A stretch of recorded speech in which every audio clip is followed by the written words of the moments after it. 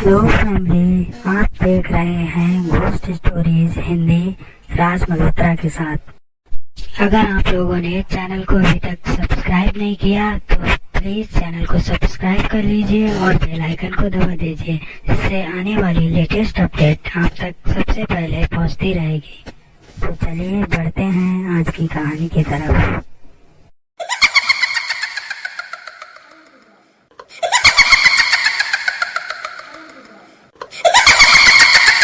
मैं राजस्थान के एक छोटे से जिले सीकर में रहता हूँ, जहाँ मेरा गांव लक्ष्मणगढ़ के नाम से विख्यात है। इस घटना को बीते आज 43 साल बीत चुके हैं। हालांकि इस वक्त मैं पैदा भी नहीं हुआ था, लेकिन ये कहानी मुझे मेरे दादाजी और मेरे मम्मी पापा ने बताई थी, जो काफी सालों पहले हुई थी।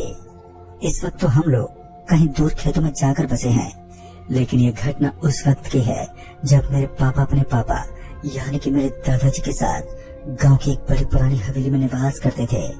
पता नहीं उस हवेली के अंदर कभी कभी किन किन घटनाओं से सामना करना पड़ता था।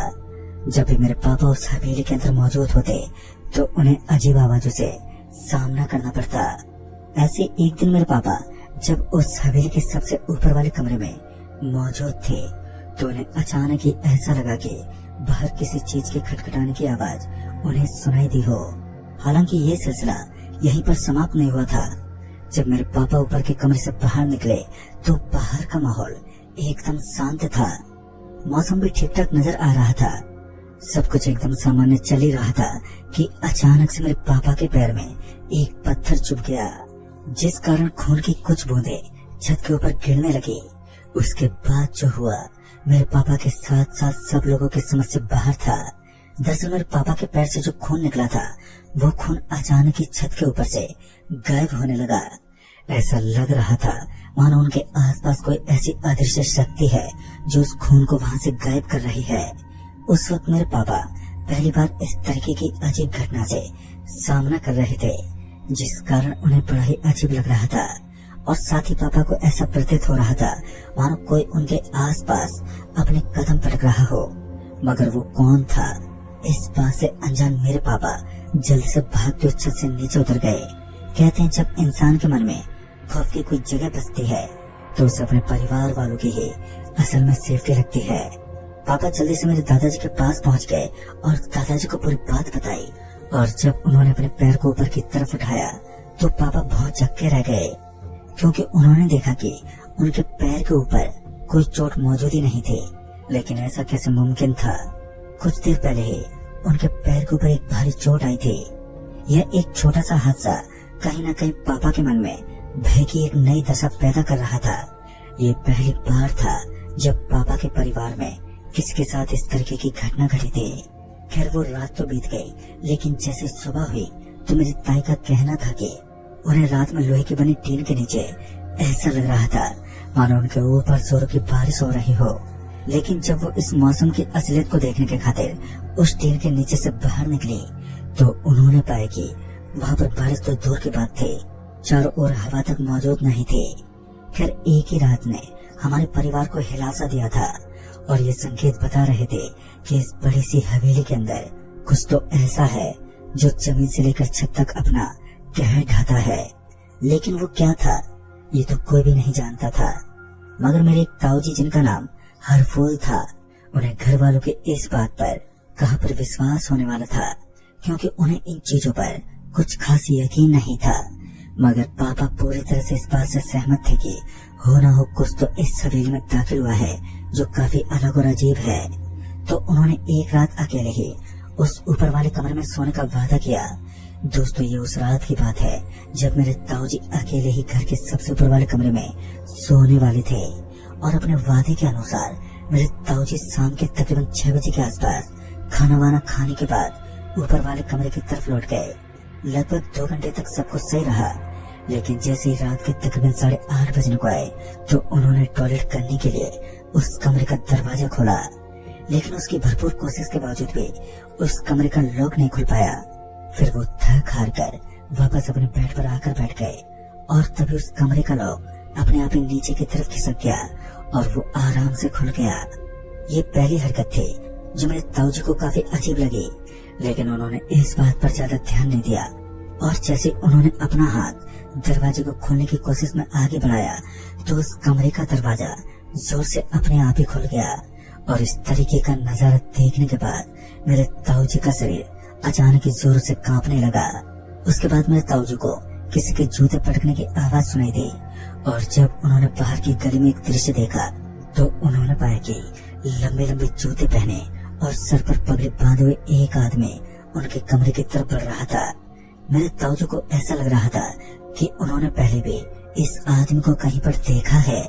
इससे पहले कि वो आदमी उनके और करीब पहुंच पाता कि अचानक मेरे दादाजी वहां पर दाखिल हो गए और उसके बाद वहां का माहौल एक बार फिर नॉर्मल हो गया।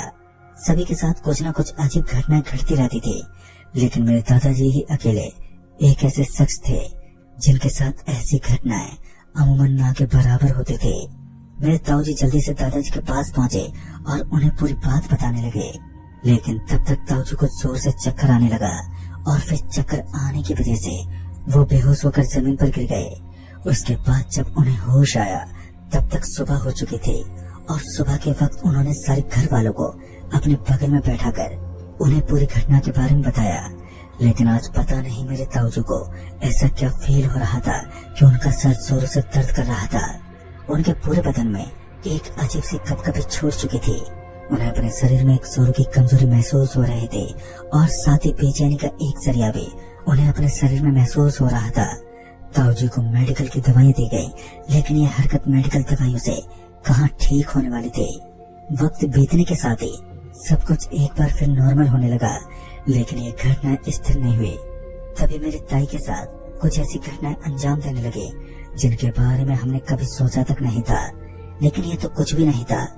एक बार की बात है जब इस घटना को बीते 15 दिन हो गए थे और लगभग 15 दिन बीतने के बाद जब मेरे ताऊजी एक बार फिर धीरे धीरे ठीक होने लगे तो उनका मानसिक संतुलन बिगड़ता जा रहा था। वो अजीब अजीब हरकतें करने लगते। उनके द्वारा की गई हरकतें काफी बेहूदी लगती थी। पता नहीं उनके अंदर अचानक एक ऐसा कौन सा हार्मोन पैदा हो गया कि वो बच्चों की तरह अपने आप ही डांस करने लगते। ये तो कुछ भी नहीं था। उन्होंने धीरे धीरे शराब पीना भी शुरू कर दिया और साथ ही वो शराब के लिए कुछ भी करने को तैयार रहते। फिर अचानक से ताऊजी के अंदर आने वाला ये बदलाव मेरे साथ साथ मेरे घर वालों को भी काफी अजीब लग रहा था, क्योंकि एक दिन मेरे ताऊजी मेरे ताई जी की सोने की चैन को लेकर बाजार की तरफ चल पड़े। बाजार गांव से काफी कम दूरी पर था, जिस वजह से मेरे घर वालों को ये डर भी सता रहा था कि कहीं हमारे ताऊजी उस सोने की चैन को कहीं बेच ना दे। उसी वक्त मेरे पापा ने अपने ट्रैक्टर से हमारे ताऊजी का पीछा करना शुरू कर दिया और जब तक पापा पहुंच पाते तो तब तक ताऊजी वापस घर पहुंच चुके थे। सब लोगों को इस बात की काफी हैरानी हुई कि मेरे ताऊजी सिर्फ कुछ ही पलों में वापस घर कैसे पहुंचे। ये तो कुछ भी नहीं था। अब आगे होने वाले हादसे इससे भी भयानक और डरावने होने वाले थे। कुछ पल बीते ही थे कि मेरे ताऊजी को खाना पकड़ाया गया। उस वक्त ताऊजी को काफी जोर से भूख लगी थी तो उन्होंने अपनी बेहूदी हरकतों को अंजाम देना शुरू कर दिया। लेकिन जैसे उनको खाने की एक प्लेट पकड़ाई गई तो उनके अगल बगल में तकरीबन 7 बिल्लियां एक साथ खाना खाने लगी। इस बार का दृश्य हमारे लिए इतना घातक था कि मेरे पापा के साथ साथ दादाजी भी पूरी तरीके से हैरान थे। आज वो एक ऐसा नजारा देख रहे थे जिसके बारे में सोचना तक आसान नहीं था। कुछ पल और बीतने के बाद जब ताऊजी की प्लेट से वो खाना खत्म हो गया तो फिर उनकी प्लेट के अंदर पता नहीं कहां से लेकिन बकरी का मांस टपक गया। उस समय जाट परिवार के अंदर इन चीजों से सख्त नफरत की जाती थी, जिस कारण सारे घर वालों ने हमारे ताऊजी के ऊपर अपना गुस्सा जताना शुरू कर दिया।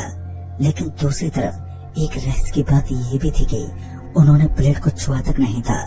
फिर उनके अंदर वो मांस कहां से आया? यही सब सोचते हुए सारे घर वाले आपस में बातचीत करने लगे। पापा के सारे घर वालों को इस बात का यकीन हो चुका था कि हमारे घर के अंदर एक ऐसी अदृश्य शक्ति मौजूद है जो ताऊजी को पूरी तरह बदनाम करने में कायम है। लेकिन वो लोग इस शक्ति का पीछा कैसे करें और इसके बारे में कहां से जानें? सभी इस बात से अनजान थे। लेकिन इन सभी को ये बात अच्छी तरह मालूम पड़ चुकी थी कि हमारे घर में कोई ऐसी ताकत मंडरा रही है जो सालों से हमारे घर के एक एक कोने को अच्छी तरह जानती है।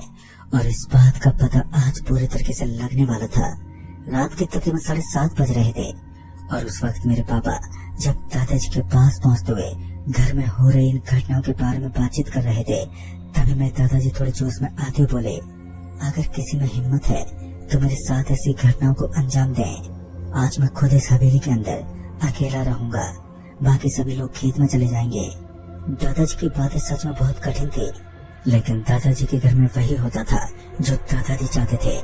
सभी लोग खेत में जाने के लिए तैयार थे, लेकिन मेरे पापा दादाजी को अकेला छोड़ने में बिल्कुल राजी नहीं थे, तो उन्होंने खेत में जाने से साफ इनकार कर दिया। उनका मत था कि वो दादाजी के साथ इसी हवेली में रुकेंगे और देखना चाहेंगे कि आखिर ऐसा क्या है इस हवेली में जो हर इंसान इस हवेली से सिर्फ 3 महीने में डर की आंधी में बहने लगता है और साथ ही सभी के दिलों में भय की दस्तक देना शुरू कर देता है।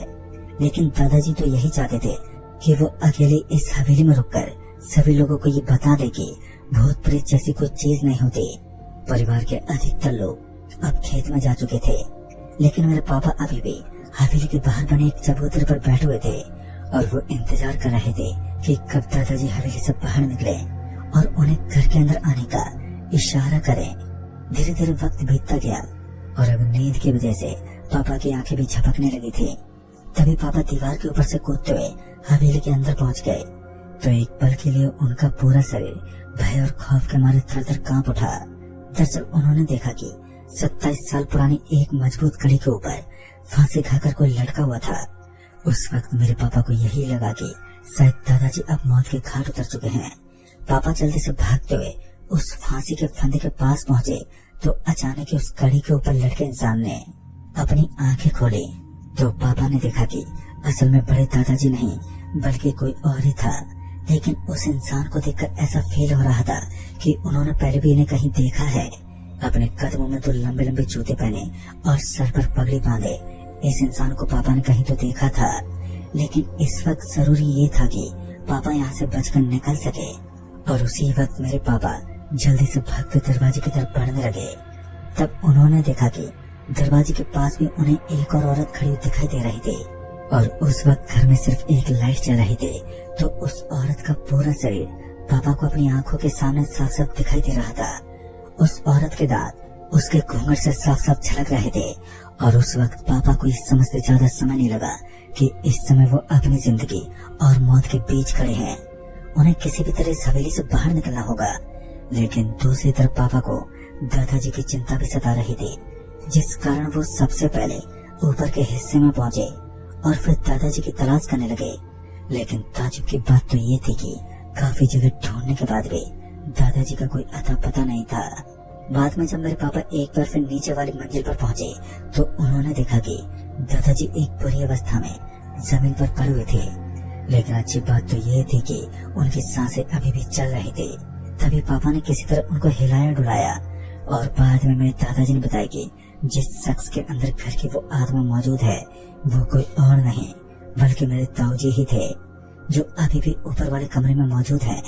मगर अब पापा की इतनी हिम्मत नहीं थी कि वो उस कमरे में जा सके।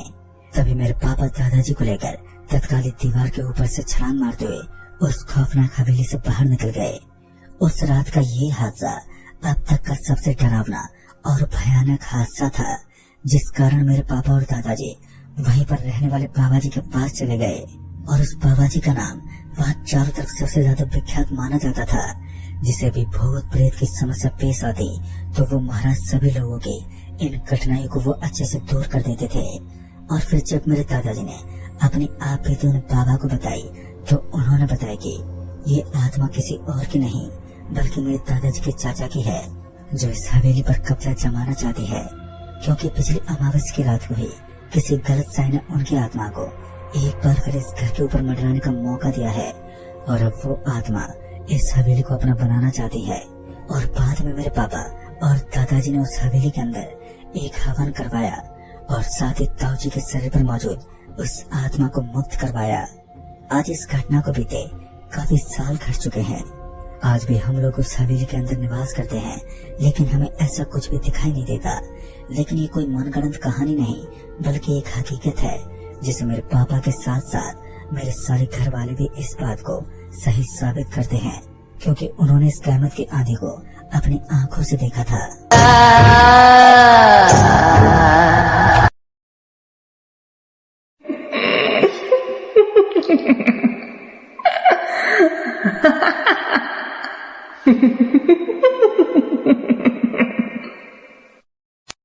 तो दोस्तों, आपको आज की कहानियाँ कैसी लगी प्लीज कमेंट करके बताइए, और नई नई अपडेट देखने के लिए प्लीज चैनल को लाइक, शेयर और सब्सक्राइब कीजिए। चैनल से जुड़े रहने के लिए और वीडियोस को देखने के लिए आप सभी लोगों का बहुत बहुत धन्यवाद।